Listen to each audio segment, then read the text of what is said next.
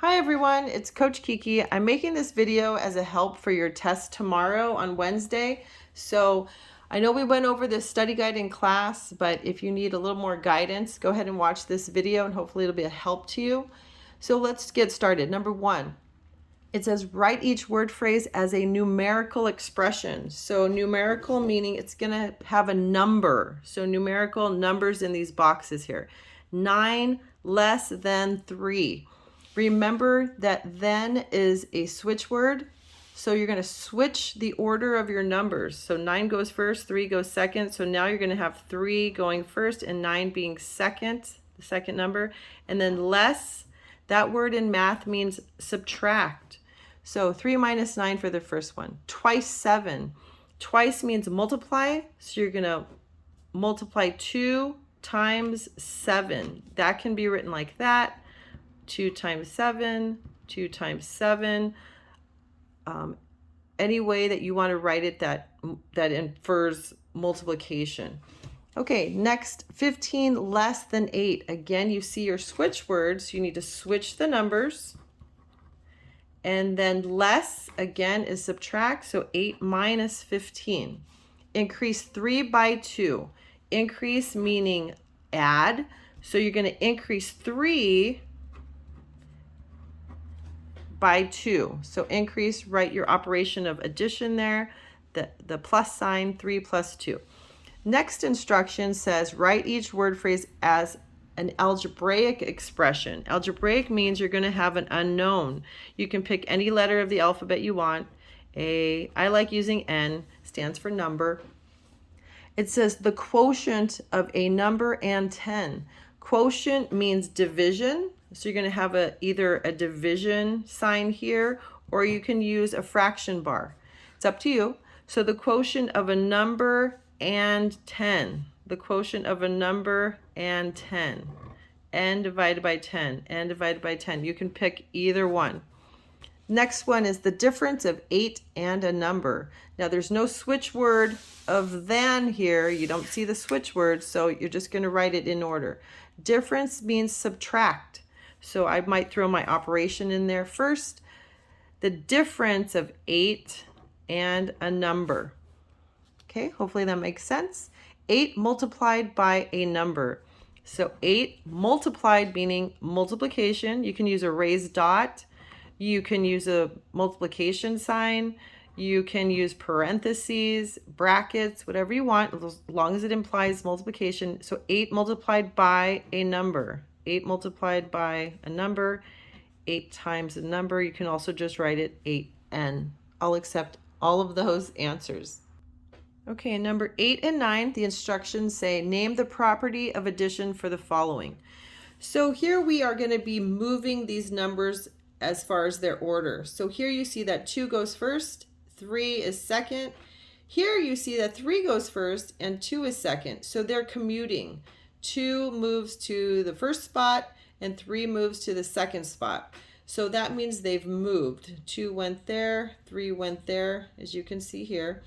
And so that property is called associative property.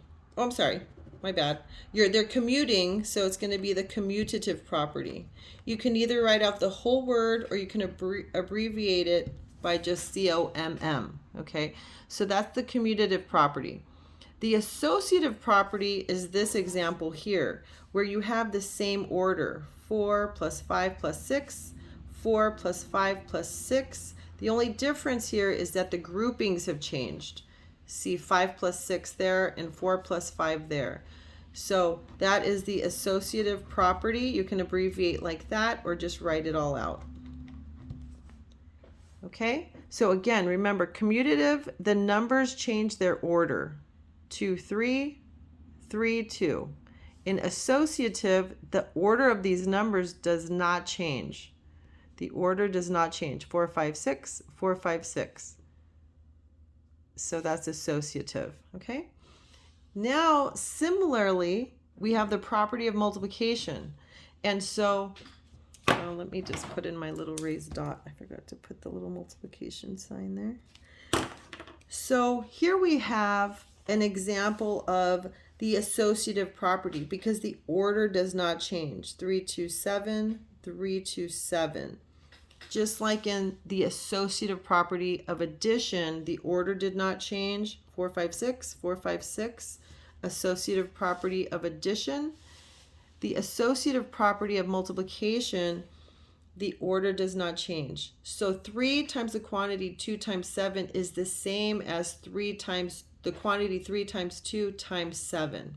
Hopefully that makes sense. I know it's a mouthful, but we're just trying to get you guys to see that when you multiply numbers all together, the order really of the grouping does not matter. Okay, so that's the associative property.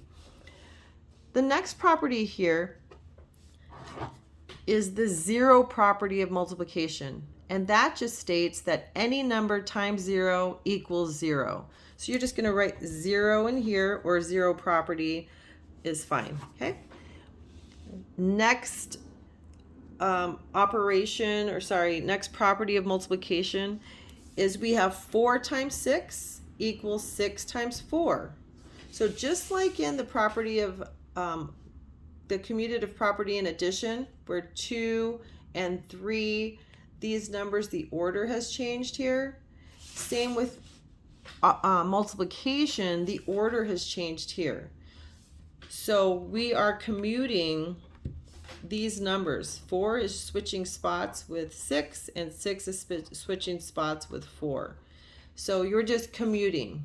Okay, like I explained to you how my dad worked at LAX when I grew up, and we lived in Rancho Cucamonga, California. He commuted all the way to LAX to work every day, but then on his way back, he went from LAX to Rancho Cucamonga. The distance was the same. It's just that the orders are changing. So that means you're talking about the commutative property of multiplication or addition. Okay, next we're talking about the definitions in math, some of the terms in math that we use. What does product mean in math? Product means multiplication. Okay, so go and just circle D. Remember I told you that we have 2 factors that we multiply. Let's say 8 times 8. Those are called factors. And then the answer is called the product. Okay? So in multiplication, we use the word product. Number 14. What does quotient mean in math? Quotient means division. Okay? Some of this might just be some memorization. What does sum mean in math? It means addition. What does difference mean in math? It means subtraction. Okay, for numbers 17, 18, and 19, I'm just trying to have a little review here to show you different ways that you can multiply numbers with the different symbols and the parentheses and the raised dot. And so it says simplify by multiplying these expressions. 6 times 9 is 54. Okay. And then the next way that I want you to see how to multiply numbers is the parentheses. So again, just trying to get your brain trained to see different ways you multiply numbers. And then this raised dot is also a form of multiplication, a multiplication sign. So 54. Tomorrow on your test, you'll just have similar symbols, but you'll just have different numbers to answer, okay? 20, just again, trying to train your brain to see the different symbols and the different, the raised dot, the parentheses, and the multiplication sign. So 6 times 9 we know is 54, but 6 times 9n is 54n. Again, 6 times 9n, 54n, and 6 times 9n, 54n. Okay, so this next one, I just kind of used the same numbers to multiply since you already have some review on that. Hopefully this made it a little easier for you. So we know that 6 times 9 is 54. I would just write that right under it. Rewrite the operation of addition, and we know that from before that 6 times 9n is 54n. And these are not like terms. So 54 is what we call a constant, just a number alone, a whole number. 54n is not a like term with 54. You cannot add 54 and 54n. You can add 54n plus 54n, and you can add 54 plus 54, but you cannot add 54 plus 54n. They are not like terms. So that actually is going to be your answer. 24 and 25, you're using the distributive property, and they want you to expand this expression. So it says 2 times the quantity of 5 plus 3. So they don't want you to answer it. They want an equivalent expression using the distributive property. So remember how I asked you guys to write these 2 arrows, 2 distributing with the 5, and then 2 distributing into the 3. So start with the first one first. 2 times 5, okay? So 2 times 5, you just write it out, 2 times 5, plus, because that's our operation addition. Next is 2 times 3. So you're just going to write it out like this. Okay, 2 times 3. So that's an equivalent expression showing that you know how to distribute this 2 into the 5 and the 2 into 3. If you answer it tomorrow on your test, 10 plus 6, okay, I'll give you credit for that, but I don't want you to solve it. If you do solve it, that's okay. They're not asking for you to solve it. They're asking for an equivalent expression. And this is technically the answer right there.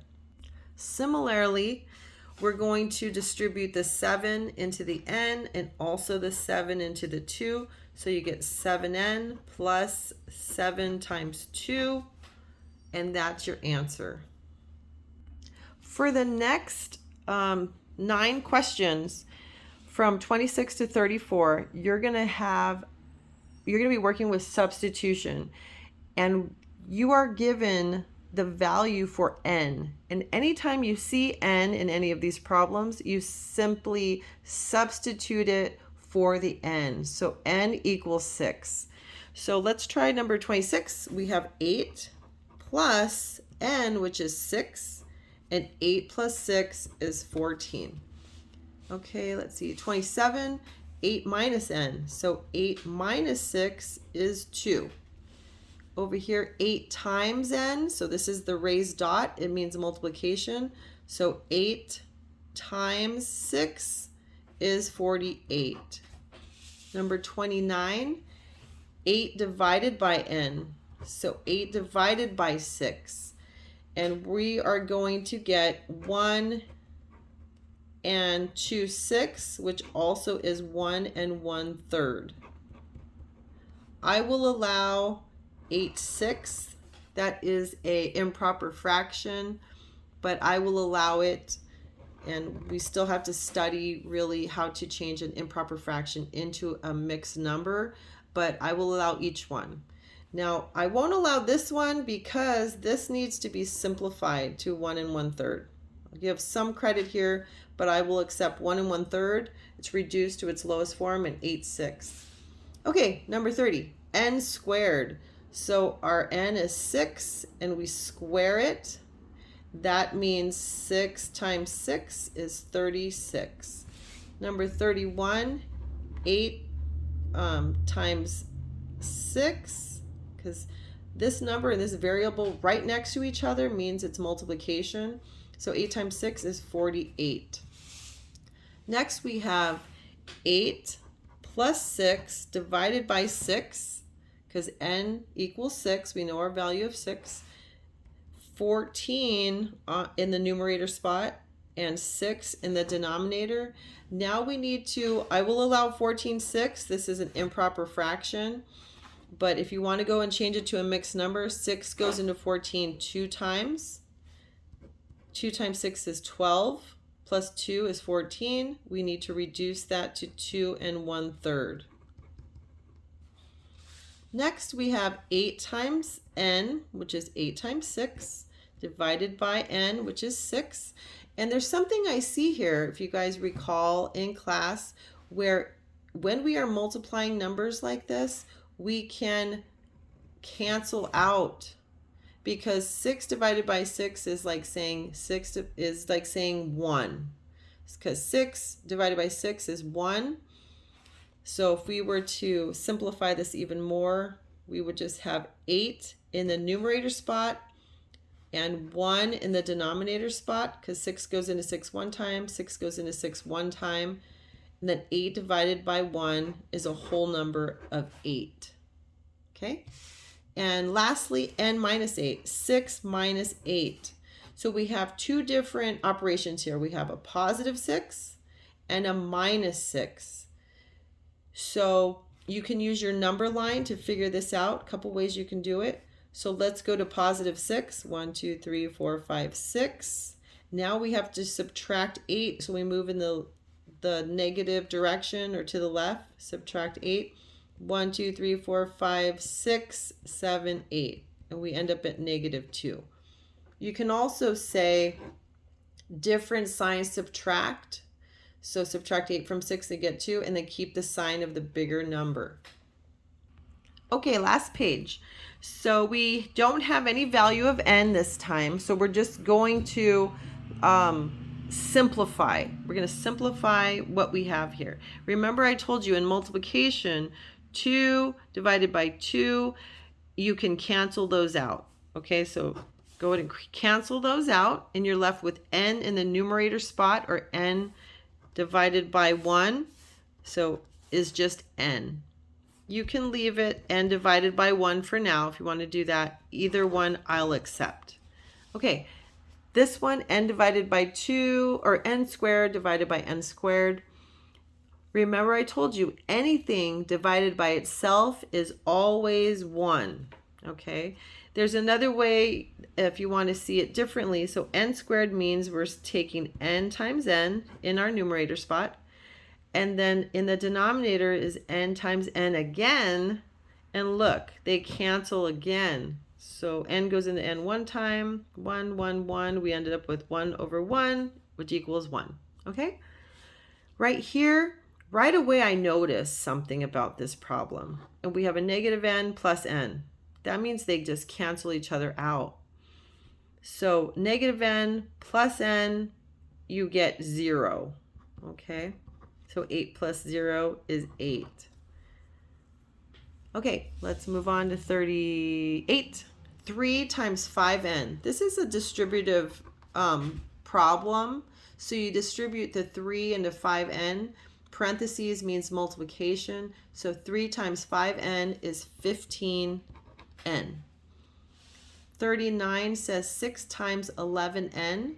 We know that 6 times 11 is 66. It's a distributive problem. So 6 times 11n is 66n. Number 40 is 3n plus 5n.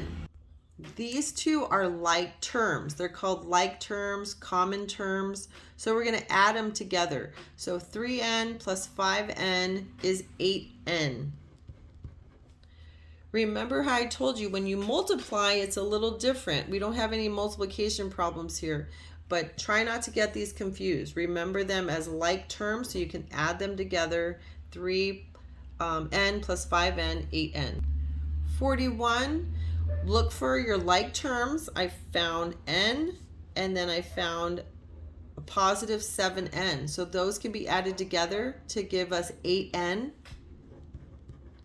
And then I have two constants here. I have a positive 15 and a negative 7. I need to add those two together. 15 minus 7. That gives me a positive 8.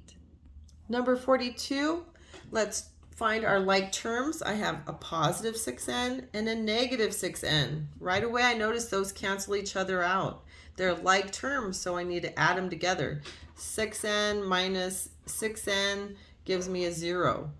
And then here I notice I have two constants, a negative 9 and a positive 9. Those also cancel each other out.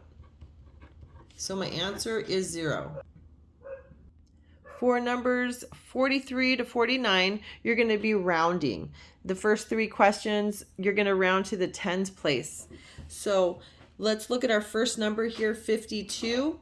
Let's find our tens place. Remember that the decimal is at the end of a whole number. The 2 is in the ones place. The 5 is in the tens place. So now I know my 5 is in the tens place. I have to look at the number just to the right to decide if 5 stays the same or if it goes up 1. The way I decide that is if this number next to it, if it's 5 or above, 5 goes up to 6. And if it's 4 or less, my 5 stays the same and I knock out that number. Either way, becomes 0 either way. So 2 is less than 4 or less than 5. So my new number is going to be 50. Kind of butchered the way I explained that. Sorry. Let's try another one. So 94. My 9 is in the tens place. So I look to my right. It's 4 or less. So I'm going to round it to 90. Now, if it was 95, I would round that up to 100 because 5, it's 5 or higher, okay? So next, 55, this 5 is in the tens place. Look to the right, it's 5 or higher, so I round up to 60. Next, we have the hundreds place. So again, at the end of this whole number, my decimal's after the 4. Ones place, tens place, oops, you can't even see because of my hand, sorry. Ones place, tens place, hundreds place. So here's my hundreds place. I need to look to the right of my hundreds place. It's 5 or higher, so this number goes up 1. So this is going to be 1,000. How about number 47? 789. So this is the ones place, tens place, hundreds place. So I'm going to look to the right to see if this number stays the same or goes up. It's 5 or higher, so it goes up 1 to 800. Next, we have thousands place. So let's look at our place value. Ones place, tens place, hundreds place, thousands place. So here we are. We look to the right to see if this number stays the same or goes up. This number is 5 or higher, so it goes up 1 to 7,000. And lastly, ones place, tens place, hundreds, thousands place. Let's look to the right to see if this number stays the same or goes up. It's 1, it's low, so it's 4 or less, so it stays the same. So we round down to 2,000. Okay, well, hopefully that's a help to you. I'm going to try to upload this video to get it out to you guys as soon as possible. Hopefully you guys have some time to watch it. We have been spending a couple days here now trying to gain a confidence in chapter 2. And you know that I want to test you guys when you are confident about what you know. So these 3 days I know have been kind of hard for you guys, and we've been working hard in class, but we're going to take the test tomorrow, Wednesday, and just do your best, okay? All right, God bless you guys. Have a good evening. Bye.